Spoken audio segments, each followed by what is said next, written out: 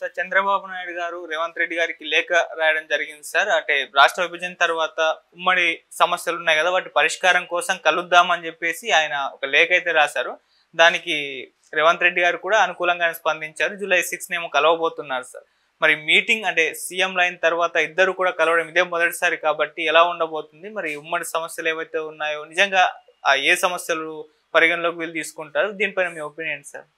అంటే బహిరంగంగా కలవటం ఇది మొదటిసారి అనిపిస్తోంది, కానీ కలిసి ఎన్నికల వ్యూహరచన చేశారు అనేది గతంలో ఒక వార్త సర్క్యులేషన్లో ఉంది. ఏది ఏమైనప్పటికీ తెలంగాణలో కాంగ్రెస్ గెలుపుకి చంద్రబాబు నాయుడు గారు అందించినటువంటి సహకారం, అలాగే ఆంధ్రప్రదేశ్లో కూటమి గెలుపుకి కాంగ్రెస్ పార్టీని ఆయన వినియోగించుకున్న పద్ధతి, ఇదంతా చూస్తే ఆయన భారతీయ జనతా పార్టీతో స్నేహం చేస్తూనే కాంగ్రెస్ పార్టీతో కూడా తన సాన్నిహిత్యాన్ని కొనసాగించడం కనిపిస్తుంది. చంద్రబాబు నాయుడు గారి రాజకీయ చాణక్యం ఈ మధ్య కాలంలో చాలా ప్రస్ఫుటంగా కనిపిస్తోంది. అందులో భాగంగానే ఆయన ఒక్కడే కాదు, రేవంత్ రెడ్డి గారు కూడా ఇద్దరూ చాలా విస్తృతంగా జనంలో కనిపిస్తున్నారు. ముఖ్యమంత్రులు అయిన తర్వాత రేవంత్ రెడ్డి ముఖ్యమంత్రి అయిన తర్వాత చాలామంది నాయకులు ఇళ్లకి ఆయన స్వయంగా వెళ్ళటం, వెళ్ళి వాళ్ళతో మాట్లాడి బయటకు వచ్చి మీడియాతో మాట్లాడటం, ఏమాత్రము ఎక్కడ ఎవరితోనైనా ఏ విషయమైనా మాట్లాడటానికి ఆయనేమీ భేషజాలకు పోవడం లేదు. ఈ ధోరణి చంద్రబాబులో కూడా కనిపిస్తోంది. ఇప్పుడు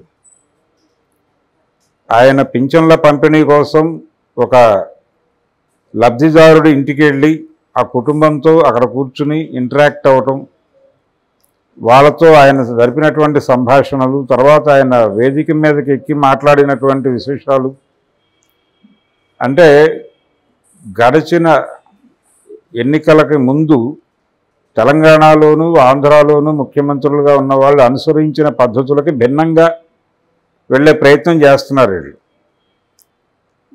అంటే ఒక స్టడీ ఉంది వీళ్ళకి. వాళ్ళిద్దరూ కూడా ఇక్కడ కేసీఆర్ కావచ్చు, అక్కడ జగన్మోహన్ రెడ్డి కావచ్చు, ఎవరికీ యాక్సెస్ ఇవ్వలేదు. ప్రెస్ కాన్ఫరెన్సులు నిర్వహించినటువంటి ముఖ్యమంత్రులుగా వాళ్ళిద్దరూ రికార్డు కొట్టారు. ఏ విషయంలోనూ ఎవరి ముందుకు వాళ్ళు వచ్చి మాట్లాడలేదు, ఎవరిని తమని కలిసే అవకాశం ఇవ్వలేదు, ప్రజల్ని కలిసేటువంటి ప్రయత్నం తాము చేయలేదు. ఎన్నికలు వచ్చే వరకు ప్రజలు ఏమనుకుంటున్నారు అనేది వినాలని కూడా అనుకోలేదు.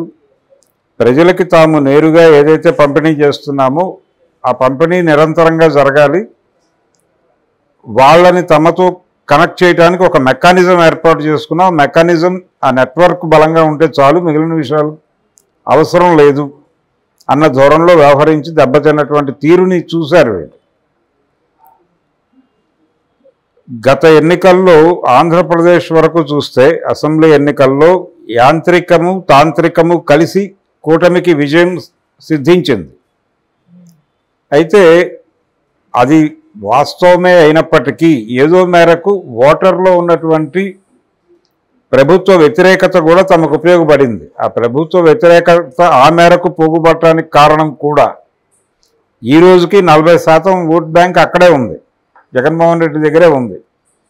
కానీ కొంత ఓట్ బ్యాంక్ స్ప్లిట్ అయింది. ఆ స్ప్లిట్ అయినటువంటి ఓట్ బ్యాంక్ స్ప్లిట్ అవడానికి కారణాల్లో ప్రధానంగా వీళ్ళు ప్రజలతో కలవడానికి ఇష్టపడకపోవడం, ప్రజల ముందుకు రాకపోవడం, ప్రజాప్రతినిధులకు దూరంగా వ్యవహరించడం, అది సర్పంచ్ క్యాడర్ నుంచి అందరినీ బైపాస్ చేసి ప్రత్యేకంగా వీళ్ళే ఒక వ్యవస్థను నిర్మించుకుని రన్ చేయటం, ప్యారలల్ వ్యవస్థ, తద్వారా వీళ్ళందరినీ నిర్వీర్యుల్ని చేయటం, ఇది దీని తాలూకా పరిణామాలు వైఎస్ఆర్సీపీ చవి చూసింది. కాబట్టి మనం అవి చేయకూడదు అని ఒక నిర్ణయం తీసుకున్నట్టుగా కనిపిస్తుంది చంద్రబాబు నాయుడు గారు నిన్న వ్యవహరించిన తీరు. ఎక్కడ వాలంటీర్ వెళ్ళి పింఛన్ ఇవ్వలేదు. నేను ఎక్కడికక్కడ ఎమ్మెల్యేలు ఇచ్చారు. కొన్ని చోట్ల జనసేన హైప్ కావాల్సిన చోట అక్కడ ఎమ్మెల్యే కాకపోయినా పార్టీ పదవిలో ఉన్నటువంటి జనసేన నాయకుడు కూడా వెళ్ళి ప్రభుత్వ కార్యక్రమాన్ని నిర్వహించడం మనం చూసాం. దానికి అనుమతించింది కూటమి ప్రభుత్వం. సో ఇది ప్రోగ్రాం. జగన్మోహన్ రెడ్డి వైఫల్యం నుంచి పొందినటువంటి గుణపాఠం, ఇక్కడ కేసీఆర్ ఓటమి నుంచి పొందిన గుణపాఠంతో వీళ్ళ కదలికలు కనిపిస్తున్నాయి. అలా ఎక్కువగా జనం ముందుకు వస్తున్నారు. ఆయన పోలవరం వెళ్ళాడు, గెలిచిన తర్వాత రాజధాని అమరావతి వెళ్ళాడు, అక్కడ మోకరిల్లాడు. ఆ శంకుస్థాపన జరిగినటువంటి ప్రాంతంలో మోకరిల్లటం చూసాం మనం. ఈ పద్ధతిలో చంద్రబాబు నాయుడు గారి వ్యవహారం నడుస్తోంది. ఈ ప్రాసెస్లో వీళ్ళిద్దరినీ గురు శిష్యులు అని కూడా సంబోధిస్తున్నారు చాలామంది. గురు శిష్యులు కలుస్తున్నారు అనేది ఒక ప్రచారం జరుగుతోంది, కానీ గురు శిష్యులు అనుకోనక్కర్లేదు. మేమిద్దరం ముఖ్యమంత్రుల స్థాయిలోనే కలుస్తున్నాం. టీడీపీ కంటే ముందు తనకు ఒక రాజకీయ జీవితం ఉంది, టీడీపీ కంటే ముందు చంద్రబాబుకు కూడా ఒక రాజకీయ జీవితం ఉంది. కాబట్టి ఆయన కాంగ్రెస్ మనిషి, ఆయన పార్టీలోకి ఈయన కొత్తగా వచ్చాడు రేవంత్ రెడ్డి.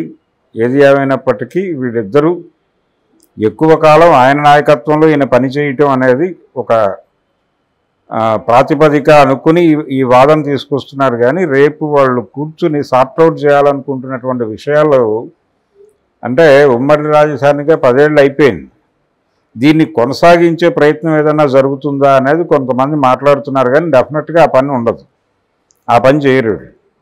ఇది కాకుండా విభజనకు సంబంధించి ఇక్కడ ఆస్తుల పంపిణీ ఉంది. అంటే హైదరాబాదులో ఆంధ్ర వాటాకి వచ్చేటువంటి ఆస్తులు ఏమిటి, వాటిని ఎట్లా ట్రాన్స్ఫర్ చేయాలి, దాన్ని ఎలా వినియోగించాలి అనే విషయానికి సంబంధించి ఒక ఇదమిత్తమైనటువంటి నిర్ణయం తీసుకోవడం అనేది జరగలేదు. ఆ సమస్యను పరిష్కరించాలి, అది ప్రధానంగా చర్చిస్తారు. దాంతోపాటు సరిహద్దులకు సంబంధించిన సమస్య, తర్వాత ఛత్తీస్గఢ్ ప్రాంతంలో ఆంధ్ర తెలంగాణ బార్డర్లు కలిసే ఏరియాల్లో ఉన్నటువంటి కొన్ని సమస్యలు, దీంతోపాటు ఏపీ భవన్ పంపిణీ సంబంధించిన సమస్య, అలాగే ఢిల్లీలో ఉమ్మడి ఆంధ్రప్రదేశ్కు ఉన్నటువంటి ఆస్తుల పంపిణీకి సంబంధించిన వ్యవహారాలు, వీటి మీద ప్రధానంగా ఒక నిర్ణయం తీసుకుని తగ్గొట్టేటువంటి ప్రయత్నం చేయటం ద్వారా ప్రజలకి అపరిష్కృతంగా ఉన్నటువంటి అనేక సమస్యలను మేము యుద్ధ ప్రాతిపదిక మీద పరిష్కారం చేసుకుంటూ వెళ్ళిపోతున్నాం అనే ఒక ఇంప్రెషన్ ఇవ్వటం కోసం ఈ సమావేశాన్ని పెట్టారు. ఈ సమావేశం ద్వారా ఆంధ్రాలో ఉన్నటువంటి తెలంగాణ ప్రాంత వాసులకి, తెలంగాణలో ఉన్నటువంటి ఆంధ్ర ప్రాంత వాసులకి ఒక స్నేహబంధం ఏర్పాటు చేసే ఉద్దేశం కూడా ఉందని మాట్లాడుతున్నారు. కానీ ఆంధ్రాలో ఉన్న తెలంగాణ ప్రజలు అనేటువంటిది లేదు.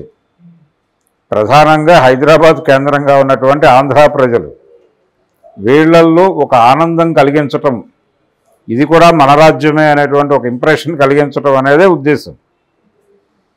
ఈ ప్రయత్నాల్లో భాగంగా అంటే ప్రధానంగా ఆస్తుల పంపిణీకి సంబంధించిన వ్యవహారం, సరిహద్దులకు సంబంధించిన గొడవ, వీటి మీద అదే ఢిల్లీలోనూ హైదరాబాదులో ఉన్నటువంటి వ్యవహారాలు, దీనికి సంబంధించి మాత్రమే వాళ్ళు మాట్లాడుకోబోతున్నారు తప్ప మిగిలిన విషయాలు ఏమీ కాదు. ఇదేదో రాజధాని పొడిగింపు 10 ఏళ్ల నుంచి ఇంకో 10 ఏళ్ళు ఎక్స్టెండ్ చేయాలని మొన్న సుబ్బారెడ్డి మాట్లాడాడు వైఎస్ఆర్సీపీ.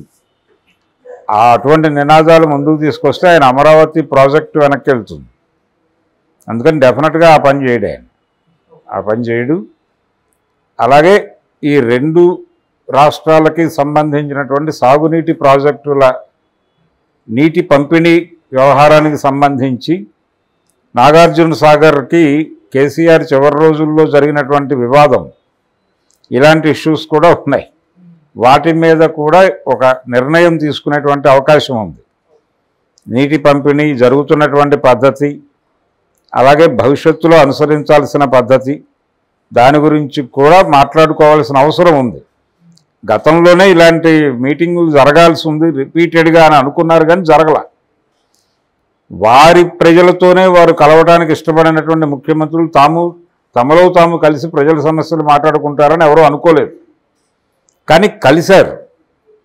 కలిసిన సందర్భంలో జగన్మోహన్ రెడ్డి 1-2 సార్లు బయటకు వచ్చి మీడియాతో మాట్లాడాడు. కానీ